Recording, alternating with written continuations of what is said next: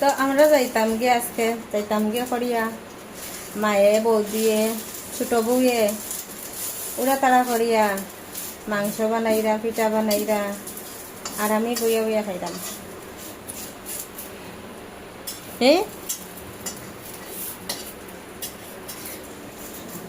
সত্যি কথা কি আমি সত্তা করছি তার নাম লাগাইলাম বুঝছেন। তো বউয়ে দেখ কিতা বানাইছ গো পাটি সাপটা